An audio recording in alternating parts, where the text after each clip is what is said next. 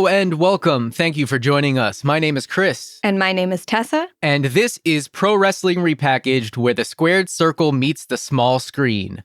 And with season 1 of Young Rock in the books, we are taking a look back at some of our favorite things about the show, as well as looking towards the future with some of our hopes and dreams for season 2. But before we do all that, before we dive in, we have officially renewed ourselves for a second season of this podcast, and we mentioned it at the end of the last episode, but just wanted to mention it again. Season 2 of Pro Wrestling Repackaged will be dedicated to wrestlers on sitcoms. So that's both wrestlers appearing as guests on sitcoms and maybe a few other instances of wrestlers having their own sitcoms. So we're going to do 6 episodes of that, plus a few bonus episodes. And the first episode will be released the first week of June, and we'll have weekly episodes leading up to our 3rd season of the podcast, which will be covering Heels on Starz, the upcoming wrestling drama starring Stephen Amell and the guy from Vikings. I don't remember his name because I don't watch Vikings. But that should be a lot of fun, so we hope you will join us for that.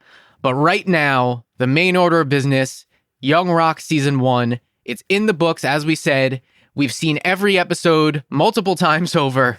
We have a lot of thoughts about this show, some that we talk about off mic, and a lot that we've been saving for this very episode. So let's dive into it right now. Young Rock Season 1, and why don't we start off just recapping and running down some of the overall story beats of the entire first season. So the narrative of Young Rock begins in 2032, as we know, when Dwayne "The Rock" Johnson is inexplicably running for president. So we see him on the campaign trail, we see him during debates, fielding scandals, all done to set up 3 other periods of his life as a 10-year-old in Hawaii, a high school student in Pennsylvania, and a college football player in Miami. And we had a lot of thoughts about the 2032 time period. Just to kind of start off with that right there, we weren't the biggest fans overall. Now, there were some high points, but there were definitely some points where we were like, not so sure about this. There's some really good quotes and moments from the 2032 stuff, but overall, it just didn't work for me. It did give us a lot of great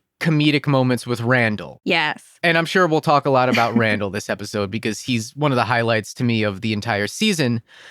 But overall, the angle of The Rock running for president, while I understand it from maybe a publicity standpoint, because every article you see about this show is The Rock runs for president in a fictional 2032 election on Young Rock.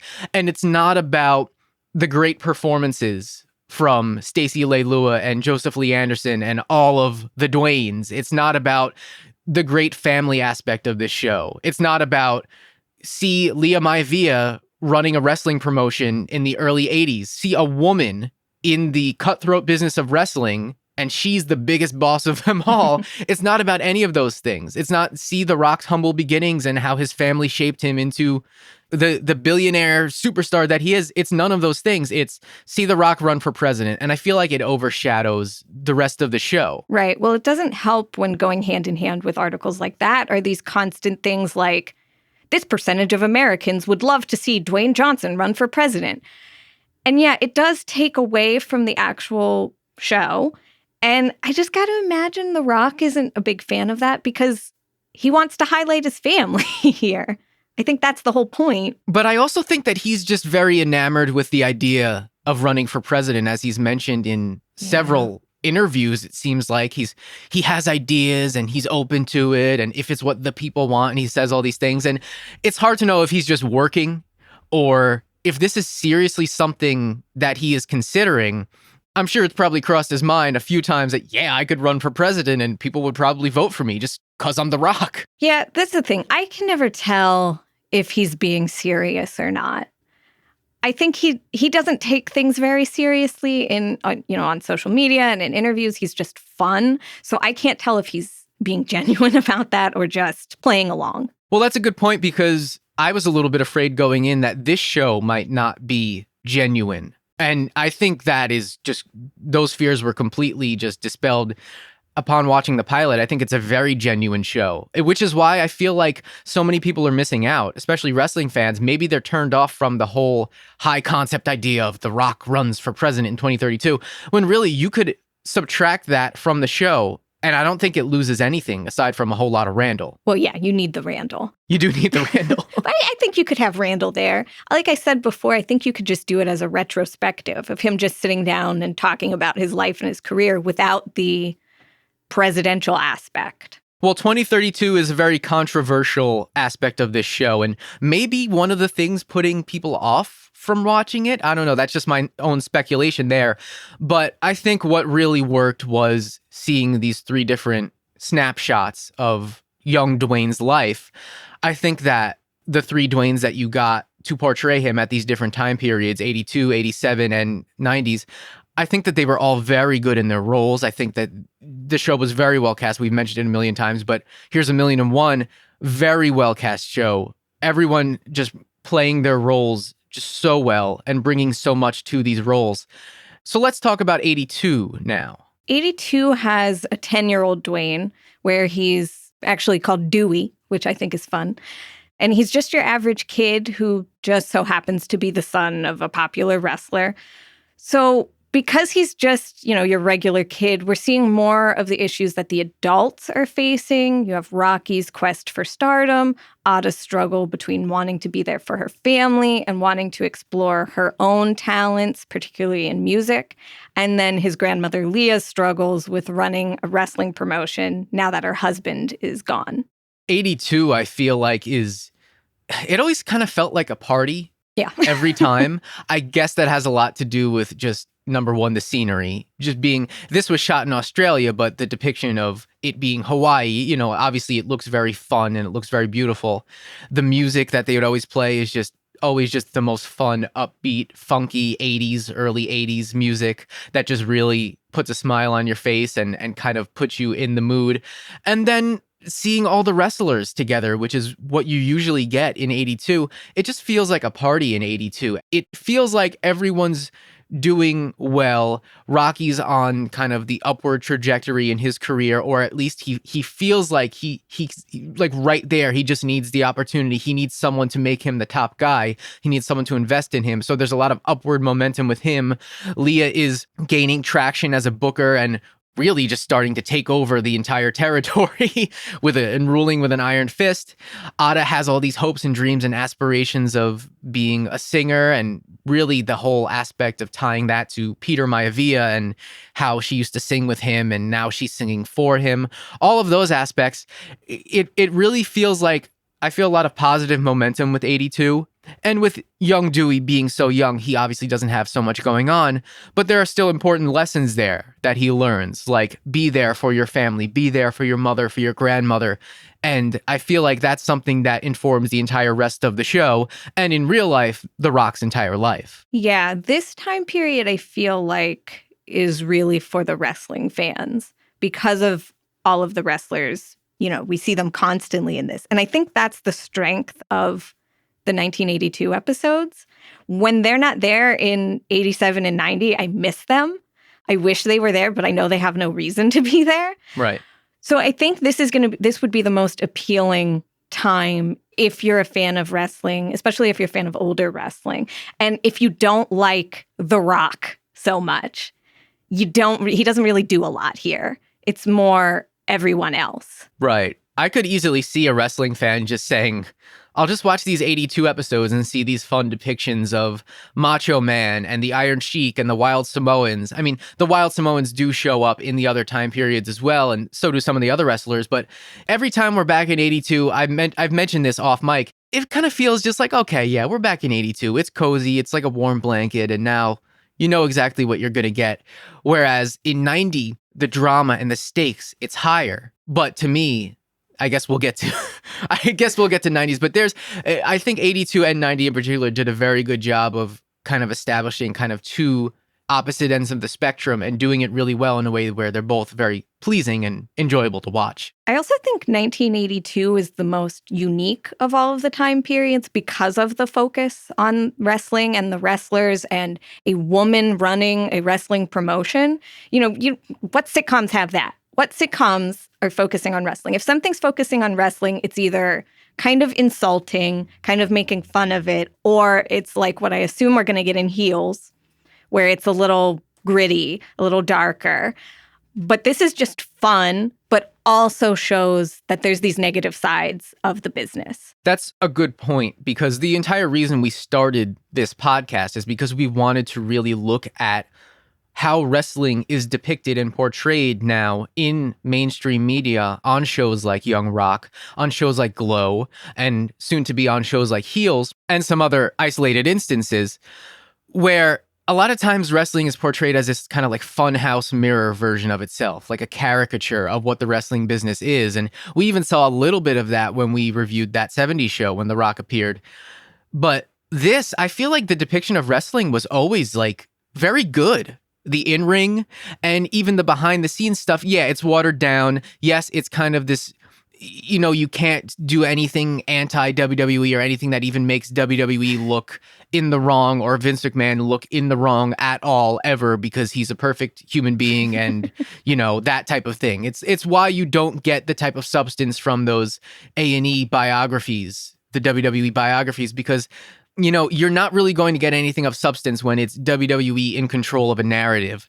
But I feel like despite that, Young Rock is still a really good portrayal in 82 of kind of that time in wrestling. It's not historically accurate. It's not supposed to be in that sense. It's not supposed to be a documentary. So I feel like there's a lot to enjoy there, even just for the fun of it, if you're a wrestling fan watching the 82 episodes. Yeah, it's not hokey the way I think it could have been presented, which would have been bad and really would take you out of it. It's really respectful, but also fun. Right. And I think that's intentional. We haven't watched really any of Nahnatchka Khan's other shows, but last night we actually watched the first episode of Fresh Off the Boat. And just from watching that, I could totally see her fingerprints from there translated to Young Rock, and how this show, like, it totally felt like that's kind of the template. And I think it really works for Young Rock. What maybe doesn't work for some people is constantly jumping between 3 different time periods. And we can talk about that after we've talked about all of them. But let's move on to the next time period now, which is 87 with Teen Dwayne. Right. So at this point, he's 15 and his life gets completely uprooted. He's forced to move to Pennsylvania while his parents run a cleaning business. And while he's there, he's really struggling to find his footing. He's chasing fine-ass Karen, and he's really not being true to himself. He's lying, he's stealing, he's doing all kinds of bad things, because in the end, he just wants to belong, which eventually leads him to football.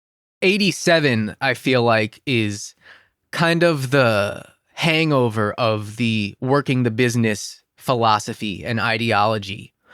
Dwayne is making all kinds of bad decisions because of lessons learned early on.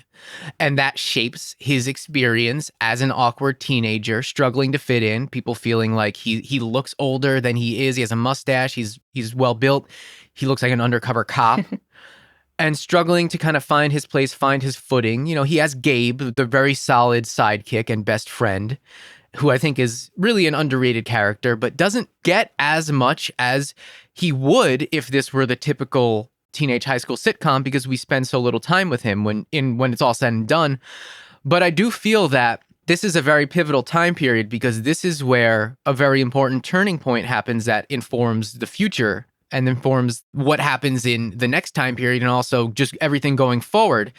This is a pivotal time period, but for me, not the strongest in terms of how enjoyable the episodes are to watch. And that's not to say that the performances are bad, because I think the performances are great. I think Bradley Constant is really likable as teenage Dwayne, which is really hard to do sometimes with a teenage character that brings a lot of drama and conflict to a show. I think Bradley's very likable, and I do feel for him. But I think 87 overall, I think we feel the same way about it. It's that it's not our favorite, but by no means do we dislike it. Yeah, there's nothing wrong with it. I just think maybe it's because we're only given such little time. And if it was a full season of 1987, they'd be able to expand more on it. But as it stands, it's the most just, I think we've talked about this before, generic of all of the time periods. It's just average, and he just so happens to be The Rock. With a lot of experiences that I guess are common experiences for teenagers, or maybe if you're in a certain situation.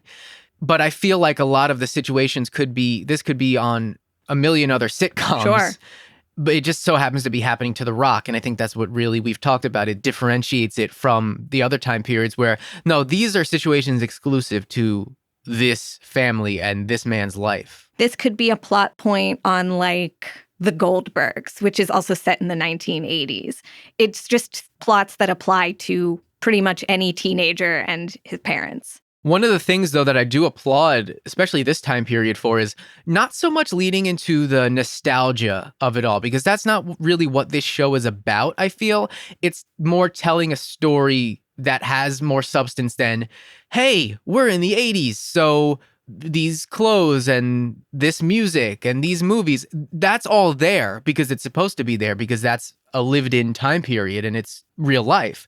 This does have more than just nostalgia. It does offer more than just nostalgia. It just so happens that it offers a lot of things that we've seen offered in a lot of other similar type of sitcoms. Yeah, and maybe this is where like the 2032 episodes are necessary because it brings a different perspective. It brings something new to the table.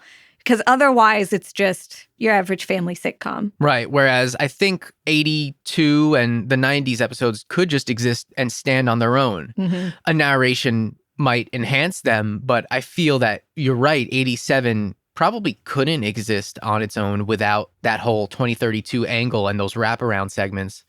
That's a very good point about 87. And we'll talk about, you know, some of the aspects that we really enjoyed of 87 and all of these time periods a little bit later in the episode. But now let's finish out our just recap of all the time periods with the 90s time period with college Dwayne at the University of Miami. So by the time he gets to college, Dwayne feels that football is his calling.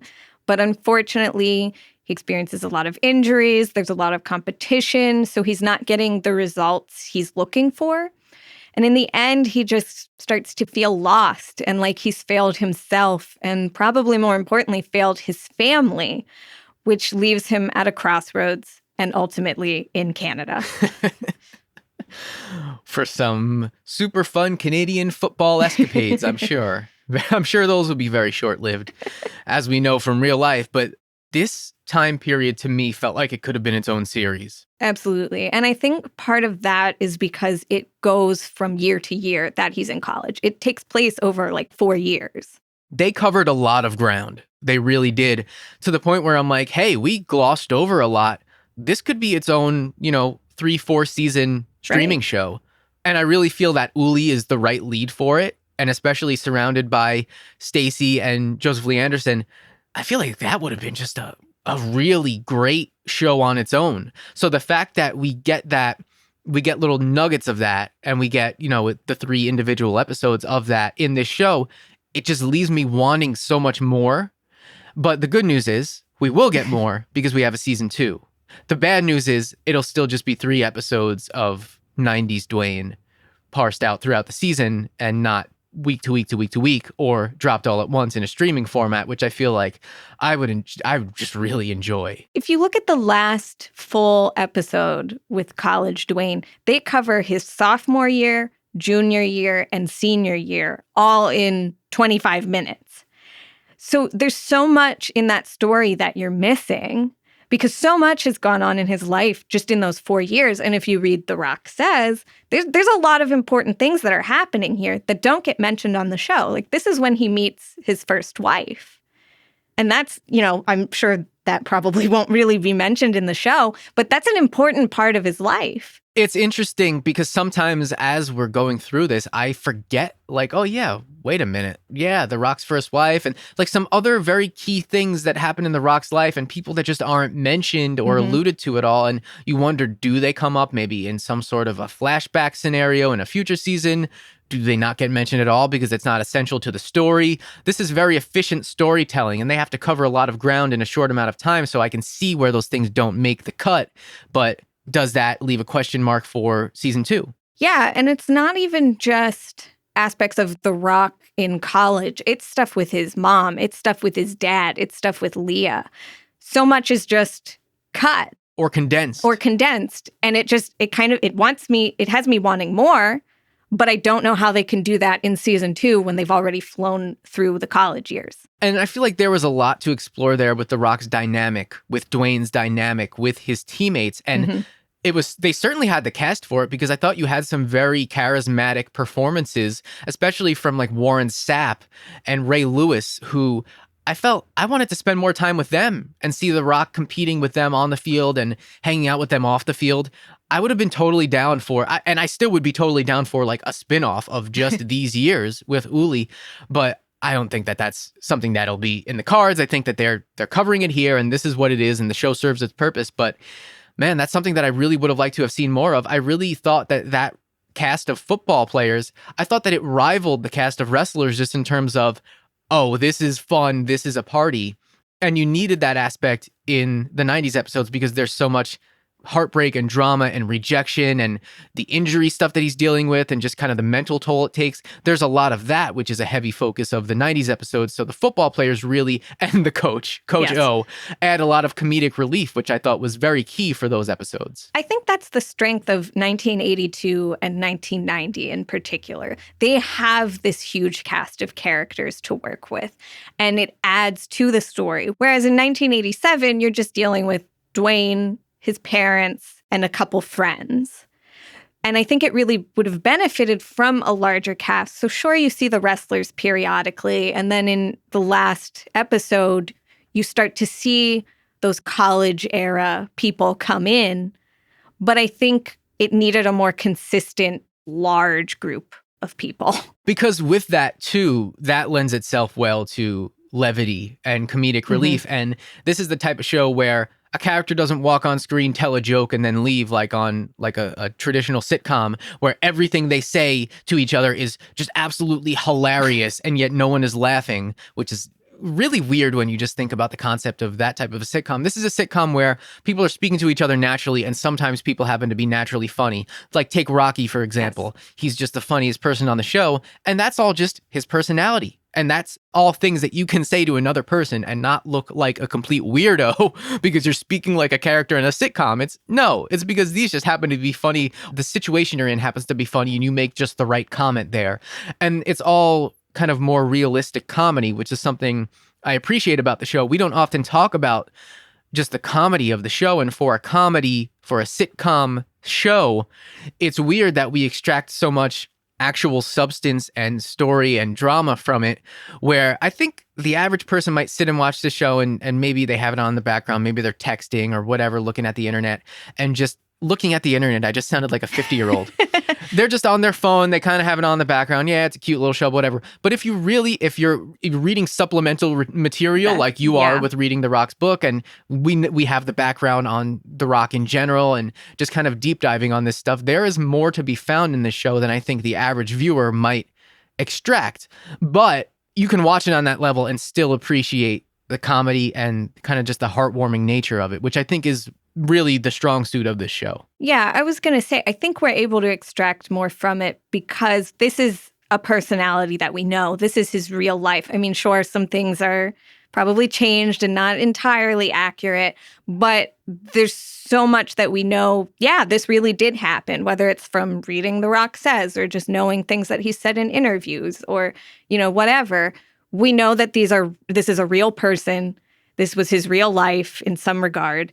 Whereas if it was just your average sitcom, it's just anybody. And so you don't care as much. Right. And it's more about, I think, just the feeling overall and the tone than the overall details, the minuscule details, the minutia of what actually happened, what's historically accurate. I think it's more about the overall feeling that you come away from the show with. And it's more about that than even the individual jokes or anything like that. But I think that this show works well for us in that regard.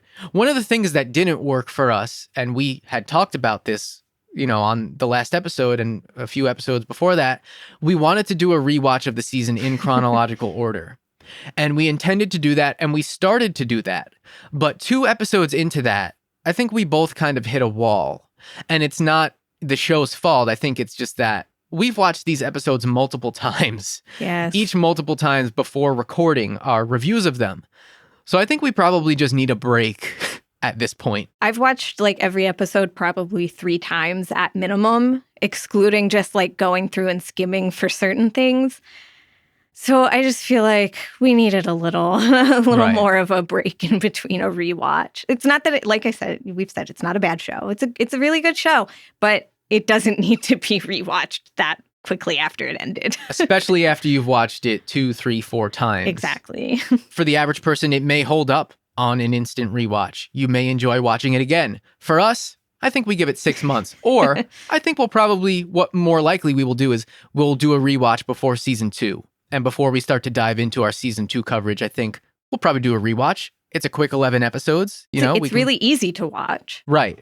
And that's one of the things. It is a very easy show to watch. And the episodes, I often felt, especially in the beginning, like, wow, these episodes just flew by. Like, I can't believe it's already over. But coming out of season 1, I think let's just wrap this portion up now with our overall feelings just coming out of the season. I mean, I came off of the finale just feeling very like, you know what? I'm glad the show exists. I really like the way the finale ended, and we've talked about that. A very beautiful moment, an unscripted and natural and genuine moment between The Rock and his mom. And it just really leaves me very much looking forward to season 2 and glad that the show has a season 2. And I just feel very positive about the show overall. But that does come with a tinge of disappointment that there doesn't seem to be as much discussion about the show among wrestling fans overall as I think we would have liked to have seen. Yeah, and I keep wondering why that is. And I think it's largely just because it's The Rock. I think wrestling fans might just be kind of sick of him. And it's easy to like make fun of him from afar, but and like make fun of the show's existence, but to actually watch it, I think you have a deeper understanding of him and it's not as fun to mock him. If that is the case, and I could see that being a deterrent for some fans, I still think that there's enough there, especially in 82, that you could enjoy this show, or at least certain episodes of this show for sure. But I could see the hurdle of starting with 2032 and just being like, oh, this is just a vanity project. This is just a cash in. It's just lazy. And it's not any of those things. The Rock doesn't have to do this. No. The Rock doesn't have to do any of the things that he does now, but he does because that's just ingrained in him. And I think that's one of the biggest takeaways of the show is the hard work that is ingrained in him because of his family and his circumstances growing up. And this is one thing that I do like about The Rock. Like, he could easily shun wrestling and not want to talk about it, not want to, even reference any of that. Because now he's just like the hugest star in the world, outside of wrestling. It doesn't have anything to do with that at this point. But he's still so, like, he has such a love for it so that he would put that as a focal point of this show.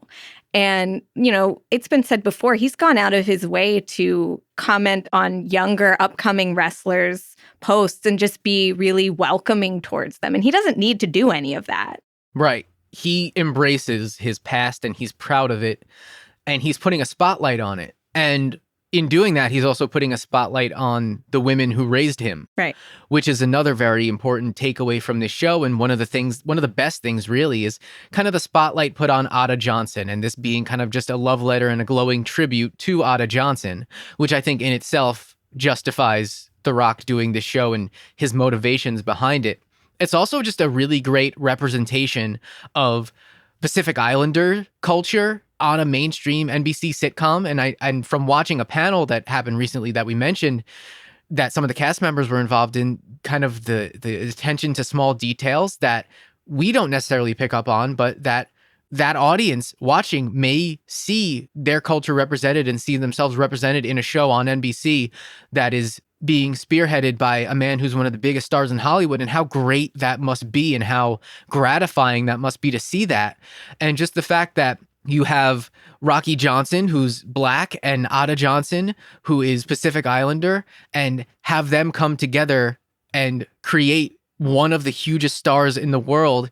And now let's shine a spotlight on that. Let's highlight this culture where they came from. Let's highlight their life in Hawaii. Let's highlight Leah running a wrestling promotion in the 80s when the business was still very guarded and very cutthroat and very male dominated. pretty much exclusively male dominated. I mean, yeah, let's be honest. In the 80s, it's still a very sexist, racist industry. I mean, it still kind of is. It still is in a lot of ways, yes, unfortunately. But in the 80s, like that had to be really hard being Rocky, being Leah. And so, you know, he's trying to put a spotlight on those specific members of the family in showing how they're able to just come in and take charge and, you know, control their own narrative. Something that I took away just internally from the pilot was we talked a lot about Waffle. And I didn't want the show to be, oh, here's this wacky white character coming in and taking spotlight away from the core of the show and the heart of the show, which is this family that is very important in the history of wrestling. When you just zoom out and look at important wrestling families and just kind of the lineage and kind of the connection with, you know, the Anawai, that whole dynasty and everything, even to this day with Roman Reigns and Nia Jax and the Usos and just that whole overall kind of dynasty of it's a very important wrestling family, kind of almost like the Jacksons of wrestling in a lot of ways. And you just look at a character like Waffle that is based on a real life person that The Rock met. And I felt like, did we put a little bit too much emphasis on that in the first episode? Maybe that's what hooked us, but I think the show delivered so much more to us that at the end of the season, it almost feels like, oh wow, yeah, remember Waffle? Waffle seems so far away at this point. Yeah. Yeah, and that's totally it's not about that. And I'm glad it wasn't about that. I'm glad it wasn't that type of show. But I'm also glad that we got that in the pilot because it's one of the things I think early on that we were able to latch on to. And if Brian Gewirtz does follow through with his idea of giving Waffle a brother named Flapjack that Dwayne encounters at some point in season 2, hey, I'm sure we'll be there for that too. But there's so much else that we are also there for. But we'll get into favorites in a bit, but any other just overall thoughts just coming out of season 1? How are you feeling? What were your main takeaways? Yeah, so overall, I really enjoyed the show. Like I've said, the 2032 stuff is probably my least favorite, but I do wish Randall was in every single episode. I think that would have made those way more enjoyable because there's just these little nuggets, these acts of Randallism, if you will, that just really just make those scenes. Yeah, there were quite a few instances of those acts of Randallism that he would just drop just completely unprompted. Yeah. He says he has committed credit card fraud. He hasn't talked to his mother in 30 years. He played Mercutio in Romeo and Juliet, and he doesn't appear to know his Shakespeare very well in 2032. And he also has 4 chickens. Why? Why would he share all of this? As The Rock said, you live free, man. I think he also called him a wild man in the pilot. I love their relationship. I love their friendship that they have developed over the course of these sit-down interviews. And yeah, I do wish that that was the prompt for every episode. Yes. Some people may have felt that that would be monotonous. I think that they would have had enough in the tank to just coast on that. Well, and I want to point out, Randall's character was not supposed to be Randall. That's not how it was written. He was just supposed to be some random journalist. But then Randall Park came in and said, that's great, but what if it was me? That's interesting. And that's a very good tweak to the character because there's so much that's absurd about that time period, the 2032, this heightened future. There's so much absurdity there. Of course, Randall Park would just be Randall Park, but now a journalist. It makes so much sense. Well, yeah. And when you consider, like, here's The Rock, professional wrestler, major actor, whatever, and he's transitioning into politics, Randall Park, actor, transitioning into entertainment, political journalist. Right. So the idea of everyone's an actor / Yes. something else in that time period, it's a nice touch. It is. And that's probably why they get on so well. Neither one of them, I think, would be... I don't think Randall is particularly a good journalist. I think he just happens to be sitting in front of a man who will just tell you stories about himself at the drop of a dime. And I think that The Rock would not be a very good politician. So I think that they have so much in common that you really do want to kind of see the buddy cop movie or just see them kind of ride off into the sunset together when it's all said and done. I think that they have to remain friends, and Randall has to remain part of this show, whether or not The Rock becomes president and whether or not he continues to be interviewed. I want a scene at Randall's house with his chickens and The Rock. Yeah. No, I want to see the cutaway scene to just Randall calling his mom. Oh. We need the police coming in to get Randall for credit card fraud. Oh, what if The Rock flips on him? No! What if The Rock turns him? But he admitted it. Something must have already happened. The Rock gets elected to office, and his first order of business is that he officially indicts Randall on charges of credit card fraud. He can't do that to him. Well, that all remains to be seen, and we will talk a little bit about what our hopes and dreams are for the future of this show and season 2. But I want to circle back to something that we did early on in our coverage, and definitely coming out of the pilot, which was looking at the ratings and the scores on places like Rotten Tomatoes and IMDb. So on IMDb, Young Rock, I think early on had like a 6.7 score. I think that's what it was. And it's now at a 7.0, which was very recent because we're on the IMDb page a lot preparing for the show.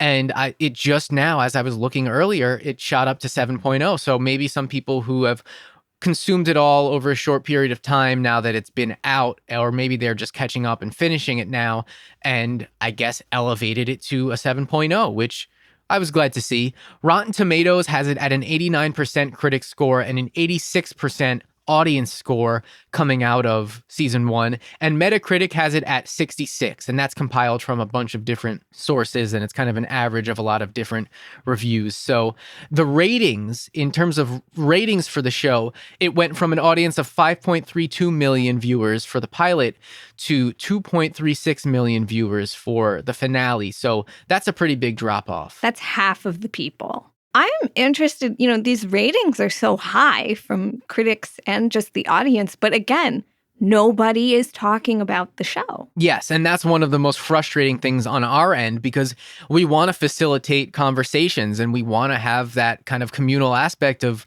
hey, we all enjoy the show. Let's talk about it. You give us your thoughts. We would have loved to have included feedback and things like that and take some polls. And we would have loved to have done all that. But there's not so much an active audience or an active fandom for this show. There's an active hashtag when it's being live tweeted. But even that is just, it feels a little bit surface level. It's really surface level. And it feels a little bit like we're not having the conversations about the show as an audience together that you have with a lot of other shows. So that's been one of the more disappointing aspects of just covering this first season. And granted, we have been mentioning that a lot of people may have just been waiting for the season to end and may watch it when it's streaming in full on a streaming service.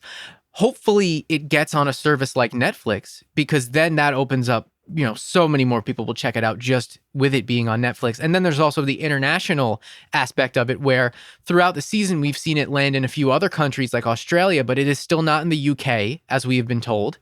And I think that that's also a big market for them that they need to get into if they want the show to have bigger ratings and have more of an audience for season 2. I think they need to somehow do a tie-in with the show being on Peacock and the WWE network now being on Peacock, because I'm sure a bunch of people have flocked to that. And it's right there. It's right there. But people don't seem to be watching it. And again, that's just the US. Right. That's not even an international audience, which I feel is very important. You need to have a show available worldwide because you're neglecting a huge section of wrestling fans alone if you're neglecting the international audience.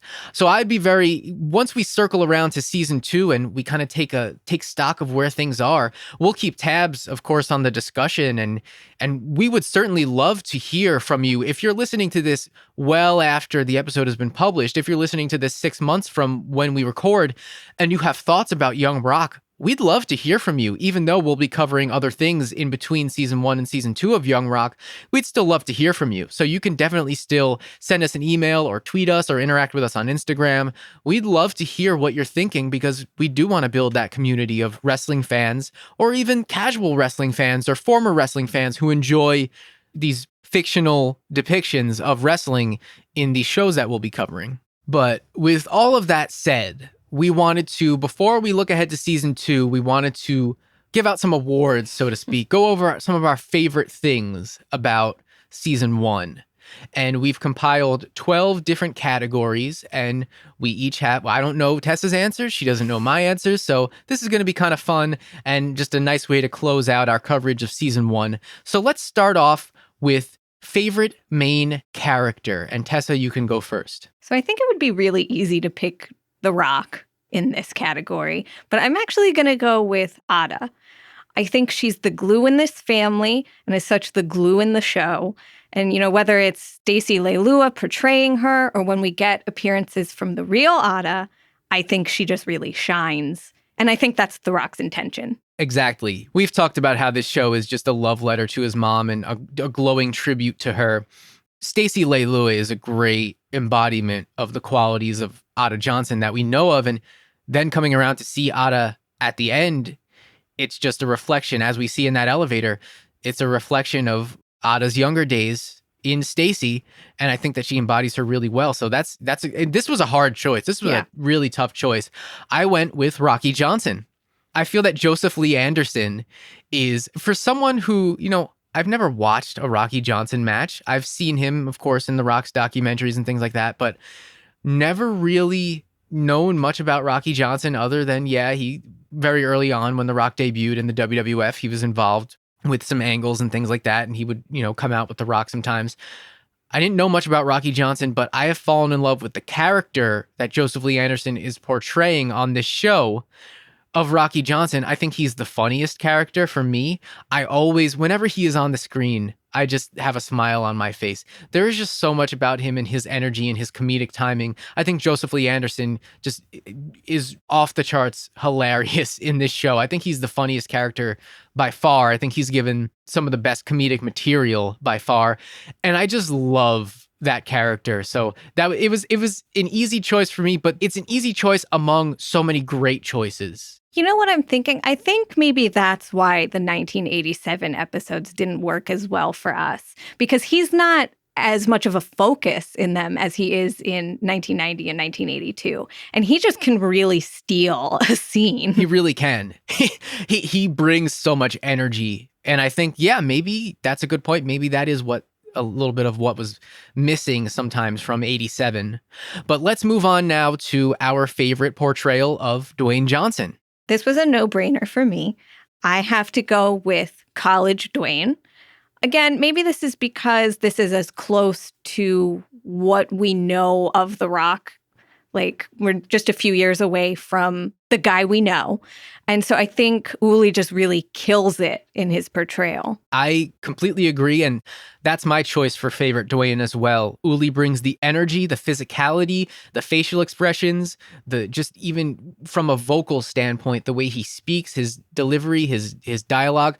I really think that he embodies The Rock, Dwayne Johnson, in a way that is just so perfect that if they did an entire biopic on The Rock, I think you definitely have to cast Uli. I think there's just something about his energy that just really works in this context, and I'm really excited to see what Uli does in other projects, but in terms of what he does as College Dwayne here, I think, it's a slam dunk. I think he has the best material, I think, to work with too. Of the Dwaynes, yeah, for sure. So let's now talk about our favorite side characters. This was hard for me because I feel like I've talked about Randall too much, so I actually haven't picked Randall here. Wow. I feel like I praise him way too much. So I actually went with Diane because I think Ada needs a friend like her, even if she's working for her. Diane is an underrated character, I think. When we were first introduced to her, I thought maybe she'd be a one-off. Me too. And I was like, but then she comes around at the end. And then when you see her again, I was like, oh, yes, I did somehow want to see her again. And I'm glad that we got her continuously throughout 87. She has some good insights. She's a really good friend. She doesn't punish Dwayne for being a thief, which she could really take that out on them. And also I relate because I watch trash TV. SJR. Never forget the wise words of SJR. That's a great pick. Yeah. I had to go with Bob. I think Josh Thompson as Bob was just, he gets these little moments to shine and he just takes them. And he does it very quietly and very subtly, but he's just a riot, I think. I really enjoyed the character of Bob, whether he's attempting to smash the watermelon or whether it's even just Leah saying, Bob, get the car. I just love that line as a recurring gag in the season. And I just love Bob. I love how great of an assistant he is. I love how he's just kind of Leah's ride or die. He throws that cake at the FBI agent in the finale in an attempt to allow her to escape. I think he's funny. I think he brings a lot of humor to the 82 episodes. And I think he's a very likable character and one that I always come away from those episodes with, I dig Bob. And Bob's another one. I thought he was probably just going to be a one-off too, because what was he just sitting in the parking lot? Yeah. Because he wasn't allowed to come in because it was family breakfast. Which, rewatching that, I was like, oh, I feel so bad. Bob is family. He is so family. He should be at that family breakfast. Yeah, why wasn't he allowed? Come on. And there were some other really notable side characters, I think, that we could have picked for those. But I think those are two really good choices. And I think very, very strong characters that I'm glad we saw recurring. But we did see a few one-off characters as well who were very memorable. And the selection is a little bit smaller here. So I think that we'll probably cover the two major ones that people would think of. But who did you go with for favorite one-off character? Okay, so first of all, for real, my favorite one is Waffle, of course, from the pilot. But then I also have to give a shout out to my favorite mascot, Beyonde. Okay, I did not see that one coming. So it's kind of a tie. That was one of the funnier 2032 segments, at least for us, I think. Well, yes, because I'm a fan of Beyond Meat. So I had to love that. Got to respect it. And we talked about Waffle a little bit earlier. It does feel like a long time ago that we were talking about Waffle, but yeah, we loved Waffle, and rewatching that episode again with the few episodes that we did rewatch, it's like, yeah, no, this is the perfect setup for this. Yeah, you need him show. there. Waffle, a very memorable character, a very memorable character that I feel like could have easily been a little bit more salacious or a little bit more just kind of something that feels icky, but totally wound up being heartwarming and totally unrealistic. But also, this happened to The Rock, so who am I to say that? I mean, it's kind of happened to The Rock. Right. Loosely based on. Kind of. I don't know if Waffle was really given Right. that advice. Right. Well, in our hearts, that's what Waffle was in real life, and on the show, we love him. My favorite one-off character, though, was Hopkins. Of course. Dominic Goodman. I loved him and Uli together. I loved their buddy cop energy. I loved their action movie episode. It was kind of a departure from the previous 90s episode that we got before that was a lot more serious and dealing with mental health and things of that nature. But I thought it was such a breath of fresh air just in terms of like, this is just an episode that doesn't need to be here, but I'm totally glad it is because it just a loving tribute to action movies, which is a very important part of The Rock's life too, because he goes on to become a huge action star. So very appropriate. I thought Hopkins brought a lot to that duo. I thought that they balanced each other very well. And for a guy who only appears in one episode, I think he made a pretty sizable impact just on my enjoyment of the show and of the season overall. So, because I loved that episode, I really did. And it was hard to pick a favorite episode, and we will get to that. But I really did enjoy Dominic Goodman's performance of Hopkins. And I'd like to catch up with Hopkins later on and see The Rock and Hopkins reunite. Yeah, I wish, but he's like a senior, I think, in college. So when we get to the next 1990 episode, it's actually not even 1990. We keep jumping ahead. So he would have probably have graduated at that point. So I'd like to see, though, in 2032, I'd like to see The Rock Skyping with Hopkins or something like that. Like, bring him in. I thought he was fun. Age up Dominic Goodman a little bit. I thought it was really fun. But yeah, Hopkins and Waffle, two really memorable characters. And of course, Beyonde. We love Beyonde. So that leads us to our favorite depiction of an actual pro wrestler. This was hard for me because I think the wrestlers are portrayed really well. I wanted to say Rocky, but I think that would have been too obvious. But I still have a tie, and I think it's between the portrayal of the Iron Sheik and the portrayal of Macho Man. I think those were just so perfect. The voices, the characteristics, everything about them was just spot on. I agree, and I went with Iron Sheik myself. And I think Brett Azar as the Iron Sheik is just like, whoa, like this is the Iron Sheik. Yes. And I think the Iron Sheik as well, we haven't mentioned it on the podcast, but the Iron Sheik will sometimes tweet during Young Rock and just give like Young Rock best show ever, like those type of things. It's hilarious how he has embraced this show and Brett Azar's portrayal of him. And I think that it's a testament to the great job, the great portrayal. I think Sheik always has a really funny line whenever he's in a scene. I love the scene with him and Leah going over the words he can't say at the family barbecue. And yeah, Savage too got a lot of funny stuff. And of the wrestlers, I think those two really stick out. But I do want to give a shout out to the Wild Samoans because every time they show up, they're always a delight. Yes. And I wish we could have gotten a little bit more of Afa and Sika and their various shenanigans that they get into. And we definitely want to know about, I forget whether it was Afa or Sika, but getting stabbed. Yes. Now, I think maybe the problem with them is we don't get to see as much of their personalities. Whereas with like the Iron Sheik and Randy Savage, they already have huge personalities as actual humans. And we know those personalities. So for them to be portrayed, so perfectly, right? I think it was really fitting, but we don't know as much about the Wild Samoan. Yeah, we do have more of a reference point for a Randy Savage or for an Iron Sheik. But yeah, I think, especially in the wrestling sequences as well, I think that they performed very well and they were very believable in their roles. Mm-hmm. And which goes for many of the other depictions of the wrestlers. I thought that the choreography, and I thought Chavo did a really great job with those wrestling sequences. Let's move on now to favorite performance. This is just who you thought brought the most to their role and who made the biggest impact just in terms of playing their character for you. Now, my pick wasn't in every single episode, but it's Uli Latu Kefu as College Dwayne. He can do the serious stuff, like the episode with depression. He can do the absolute ridiculous, like in Johnson and Hopkins. And he does both incredibly well. And I just think he fully embodies what I think of when I think of The Rock. If I'm not thinking of the actual Dwayne Johnson. It was really hard for me to not go with Uli for this one. But being that he was my favorite Dwayne, I think that said, what I felt about him and his performance. But for me, my favorite performance was Stacey Leilua as Ada Johnson. I think that, and for a lot of the same reasons that you chose her as your favorite main character, I thought that she was the glue of the family and thus the glue of every episode. I thought she was almost the MVP of every episode in any time period.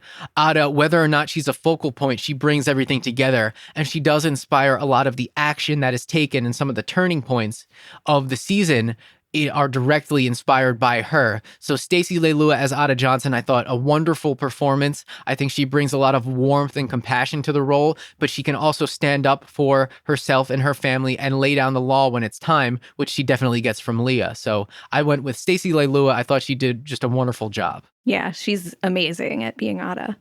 Favorite time period? I don't think this is going to be a surprise on either of our parts here. College years. Yes, the 90s. Our favorite, I think that it gives Dwayne the most interesting story. And I think it just felt a cut above in terms of writing, in terms of where we are. It's a very coming of age type of, in a way that the high school wasn't. It was getting there towards the end of the season. I feel that the college years were really the coming of age story, trying to live up to your potential and having all these roadblocks and obstacles. I thought that, yeah, the writing was strong, the performances were very strong, and I could have done a whole season just of that. For sure. And I don't even really care about football. Right, me either. So that's a real testament to just how good this time period was. Right. And I think this is where we see the most growth for every character, every main character, whether it's Dwayne, Rocky, Ada, Leah, kind of a little stunted. I don't know about that. She's still, who is your enemy?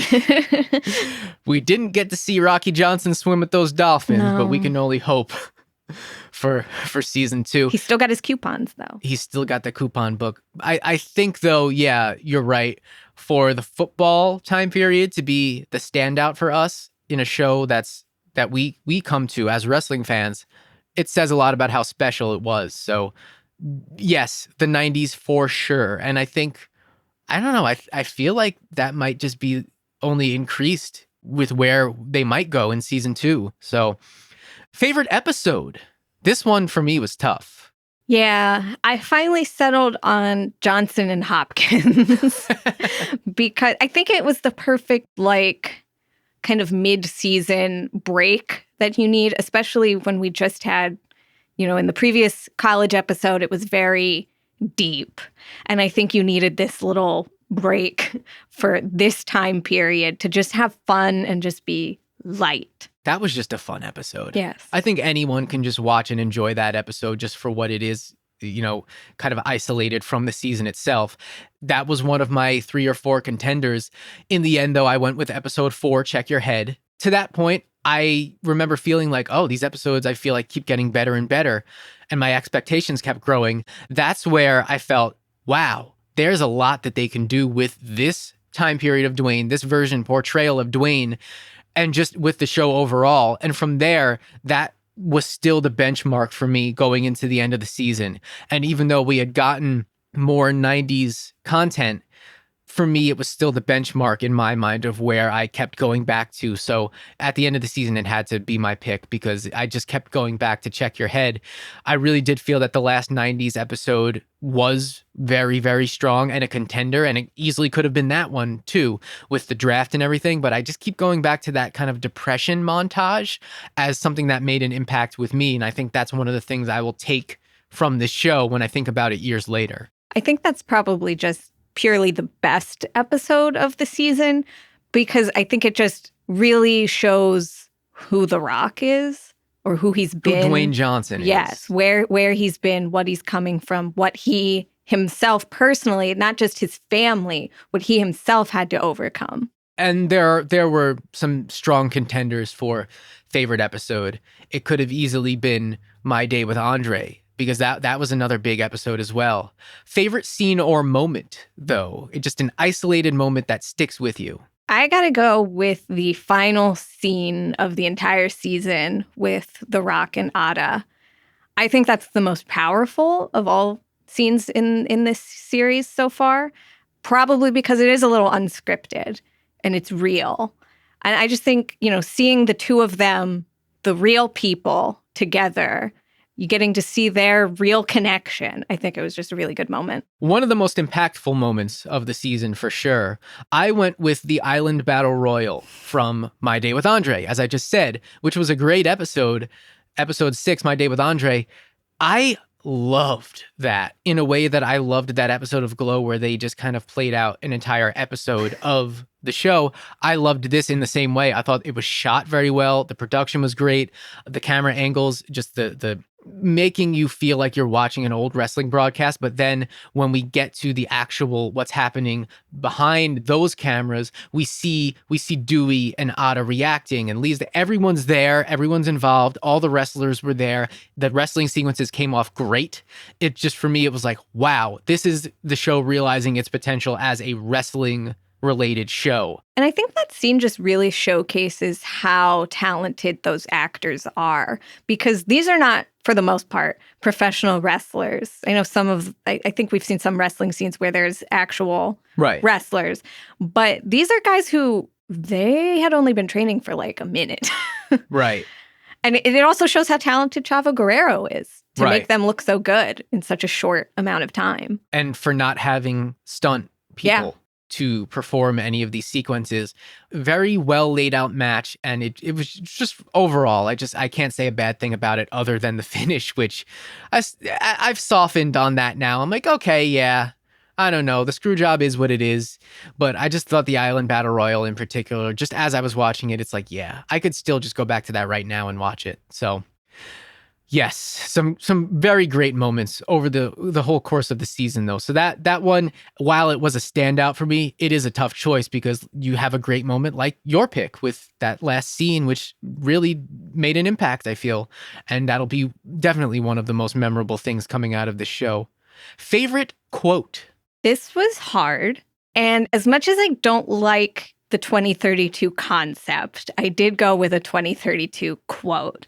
And this is from season 1, episode 8, My Baby Only Drinks the Good Stuff, when The Rock is facing a political scandal.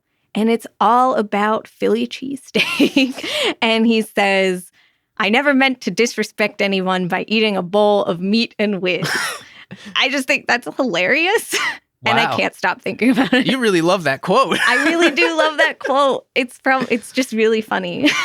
Yeah, that to me is kind of the height of the absurdity of 2032 right there. And that's what I like about, like, this is your scandal. There's Yeah. so much more dirt, I'm sure, on this guy. That's funny.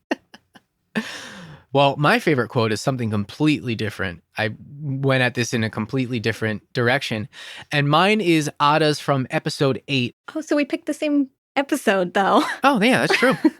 My quote is Ada's quote where she says, I need you two to stop working the gimmick and start working on a solution. A real solution, because we've got real problems, like rent being due in a few days. We could get evicted. That should be your priority, not what some girl thinks.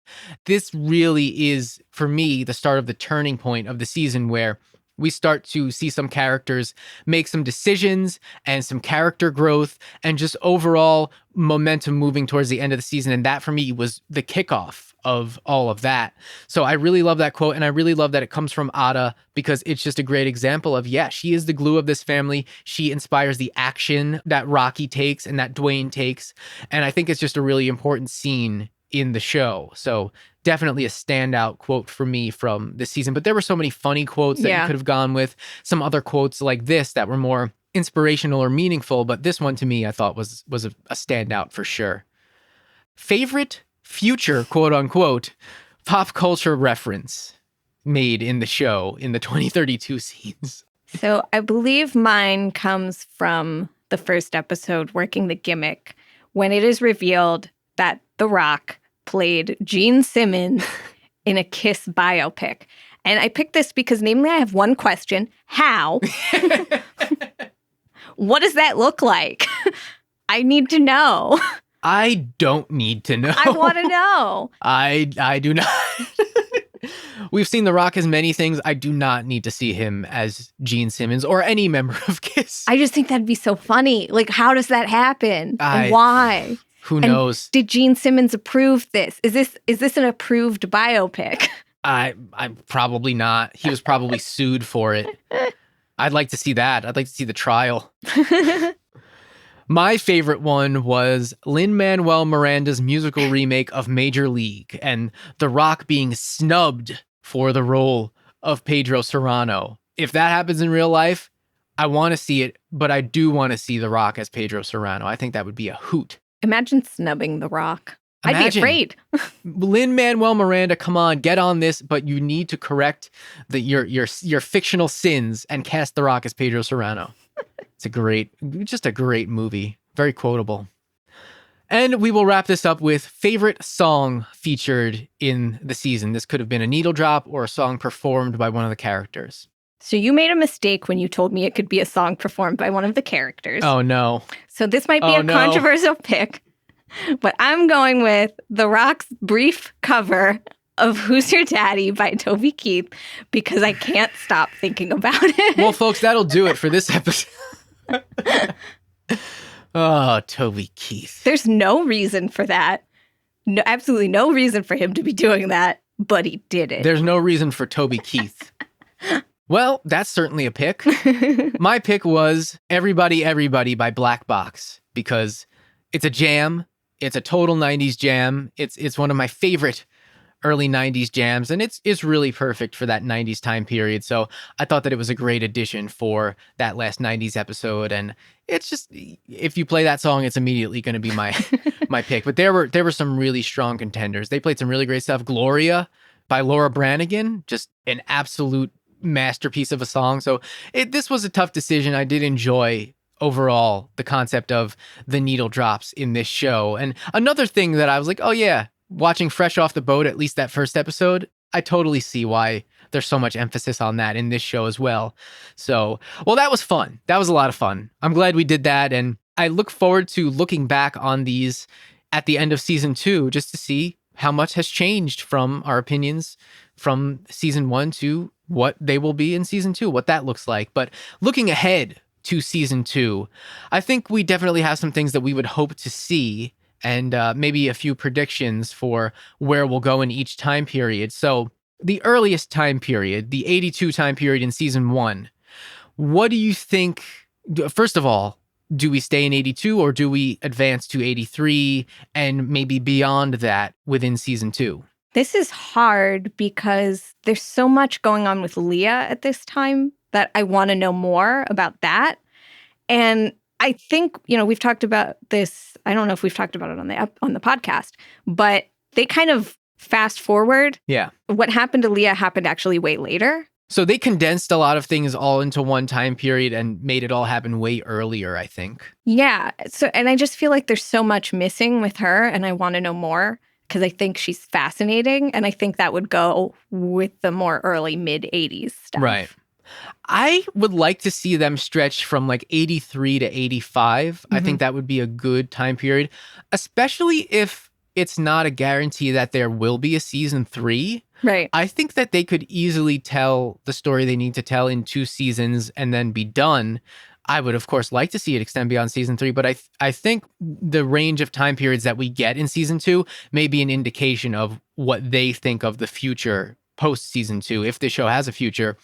I would love to see in particular, and this is a small detail, but one thing I think I would really like to see, I'd like to see a recreation of the footage that we always see in The Rock's documentaries of Dewey sitting at ringside at a WWF show watching Rocky Johnson and Tony Atlas as tag team champions. I would like to see Adrian portray that. I'm wondering if there's going to be aspects of like the 1990 episodes where they're showing like real footage from his college football days. Since they're working with WWE on this show, maybe they'll get some real footage. Interesting. Yeah, I guess they could go that route. I just think we've seen that so many times. I think I'd just like to see it recreated. Right. I think I'd like to see the fictional take on it. But that's a route they could go as well. And with that, there comes a lot of interesting possibilities of seeing real footage. Yeah. Real, actual archival WWF footage. But I do think that the wrestling recreations that they did, especially early on in this season, I think they all were really good. And that's something that I missed as we got on later in the episodes, but it wasn't necessarily warranted all the time. I also hope to just in general see all of the wrestling gang again, maybe with a few additions to that. Yeah. I was really expecting more Vince McMahon in this season.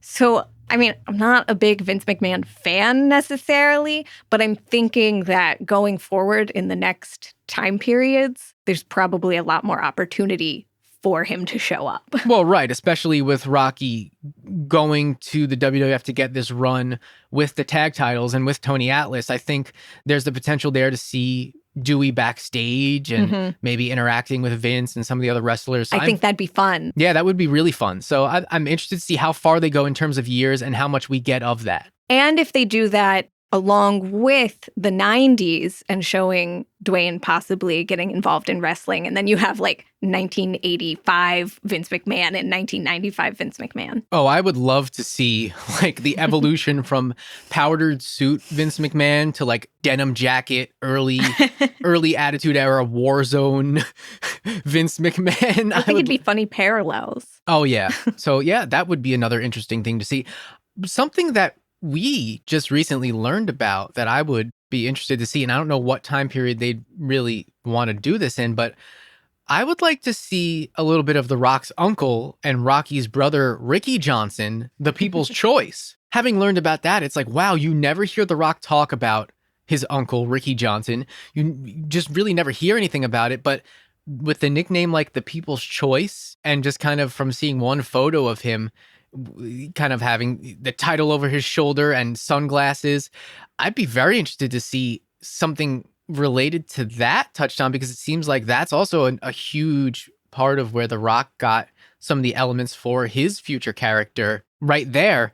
I could easily see something with them teaming in Hawaii in Polynesian Pro Wrestling after Rocky leaves the WWF. But again, I don't know what timeline they'll be following. I don't know if we will see any of that, because we're just seeing him going into the WWF for his tag team run with Tony Atlas. Will we see the other side of that? I mean, that all remains to be seen, but that would be very interesting. Yeah, and I get the sense that The Rock's probably, obviously closer with his mom's side of the family than his dad's. So we don't really know anything about his dad's side or what that relationship is like because he's always lived, around his grandparents on his mom's side. So I think it'd be interesting to see, a relationship with the Johnson side of the family. And with that, I would also like to see more of Rocky's personal struggle, especially with when his career's on the downslope and post WWF.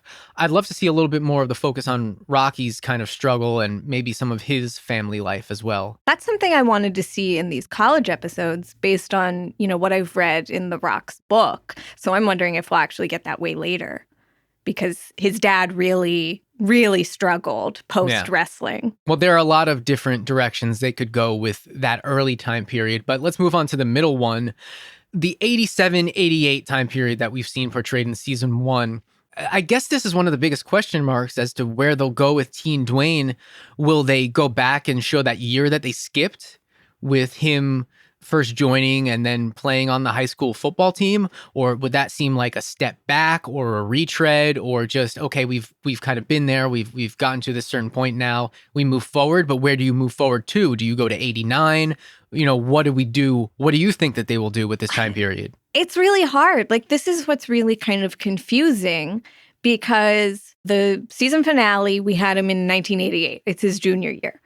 And when we start in the 1990 episodes, it's his freshman year of college. How much change, what all can go on between those 2 years where it's not going to be like, okay, well, we just got here. We just saw this. We just, it's going to be hard. Yeah, that to me is where I'm kind of like, I don't know, does the format of this show not work in this instance? Because you can't send Bradley to college. No. What do we do here? So maybe it will just be that year in between, but then does that leave the door open for a possible third season with this same format with the 3 Dwaynes? Or would they just micro focus on maybe a few certain instances of the time period that we've already seen, but things that they haven't shown yet? Right. I mean, when you consider that when we're in Pennsylvania with 15-year-old Dwayne, we're really only looking at like a week in his life. So there's a lot more stories that he could tell. Like, what I'd be interested in is actually before he got into football there, he tried out, for wrestling, which wasn't explored in the show. But it just feels a lot more limited than they are with, where we left 1982 and where we're going in the 90s. Yeah, it definitely feels like they're maybe boxed into a little bit of a corner in that respect. But I mean, you'd have to imagine that they have some sort of a plan, right. As a showrunner and as writers, you kind of have those things in your back pocket. So they may have something really great that we just don't know about. There's also a chance that they don't even explore that time period. And for all we know, Bradley won't come back. I don't see that. But they could. They could go like, instead of, that time period, they could go like pre-10-year-old if they wanted to. I would hate that. I would hate for them to lose Bradley. But they could bring in aspects of like Peter Maivia that we don't get in this season. They could. But I feel like with how little Adrian really has in terms of... Sure. Just in terms of his character for the early 80s, going even further back, I don't know. I'm just saying they could. They could, but I don't think I think that'd be a step in the wrong direction. And I would hate for Bradley to not be on the show. I would hate for him to lose this role. And I don't think that that's necessary. I think they can figure something out. And I'm sure they have something figured out. And then I guess it just leaves us with, where do we go from where we leave Uli in college Dwayne going to the Canadian Football League? Because we know that Dwayne's Canadian football escapades will not last very long in 95. And I don't think that they will focus on that for very long, maybe even just for one episode. Well, for all we know, maybe their sole focus was at the very end of the last episode where he's just going to Canada. And it's like, okay, well, we know how this works out. Or maybe in the first episode of season 2, right, that'll just be Uli's segment. That brief, yeah. Kind of maybe just transitioning to what we think will be the meat and potatoes of that time period of Dwayne's life, which will be college Dwayne becoming wrestling Dwayne. So what I'm wondering is how far into the 90s, not even, just necessarily season 2, but if it gets greenlit for more seasons, how far in the 90s we'll actually get? Because technically, a late 20s Dwayne is still young Rock. So you could see him, creating that Rock character. And he's still young. So you could get up to like 1999 and you'd still have something to do here. Right. But then I feel like at that point, I feel like it's got to end. My vision for the ending is it ends with him debuting at Survivor Series 96 or like shortly thereafter that. That's where I've always envisioned it ending.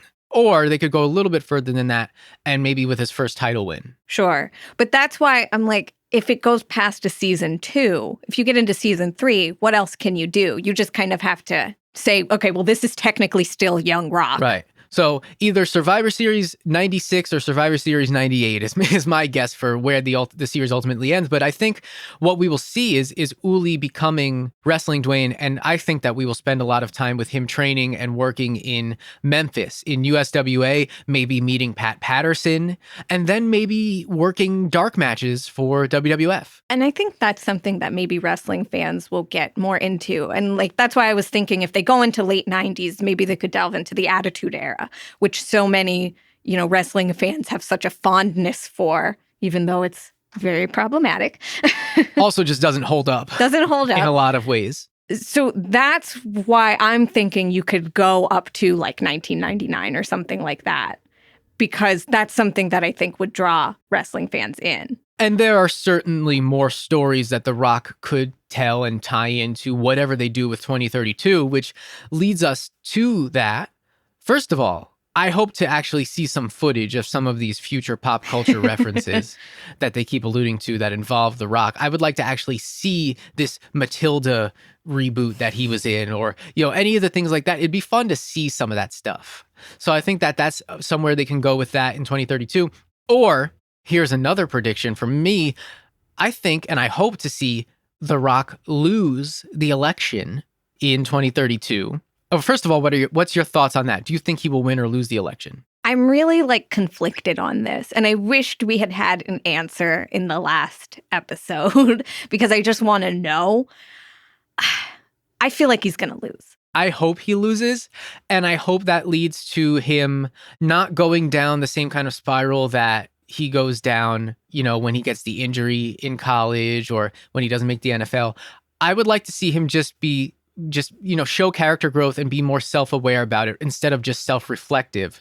And then I would also like to see, maybe that's where we get, okay, I'm going to go off and do another project. I'm going to do something akin to the Matilda or whatever. I would like to then see that trajectory that his career takes, but he still has Randall to talk to and just kind of, unload his stories on and his need to just constantly tell his life story. Well, this is where I'm so curious what the format of a season 2 is going to be, because if he's not running for president and if he's not president, how are they going to really frame those 2032 moments? How is he going to launch into these long-winded stories about his childhood? I don't think he really needs that prompt. I think he just needs someone with ears. And that someone can be Randall. They can just admit that they've become best friends and just start hanging out together. Well, I do want to see Maybe Randall. Maybe he starts a podcast. Oh my God. Oh, that's probably it. Maybe he and Randall will have a podcast. Yeah, the Rock and Randall connection. And that would lead, because what I want Randall in every single episode. Because I think he provides just those good little nuggets of information you wouldn't know about those little future movies that he's in or whatever. It pretty much only gets referenced with Randall. Right. I would love to see that Randall just become a regular. And if they de-emphasize Randall and he has a smaller role or maybe no role going forward in season 2, I think that'd be a huge mistake. What I would like to see is The Rock firing his entire team. Let Sandy go, I forgot what her name is, but... His campaign manager? Yeah, obviously his campaign manager goes. We never got any follow-up with General Monica Jackson, though. And that's something that we didn't talk about in the last episode with the finale, but there's just been nothing with her. It almost felt like a non-start with General Monica Jackson. Do we even see her again? I don't see... Obviously, if he wins, we do, but... Yeah. If he loses... That's the only way that she'll have a continuing role, I imagine. Which is why maybe it feels like he will win, because why would they set her up only for nothing? And if he wins, then you have, okay, he's doing more press conferences or whatever presidents do, the State of the Union address and whatever, and then he'll launch into his little... Well, I think what would stories. happen if The Rock becomes president is he'll just walk out on the White House lawn every Monday night and cut a promo for 20 minutes, and then someone will interrupt him.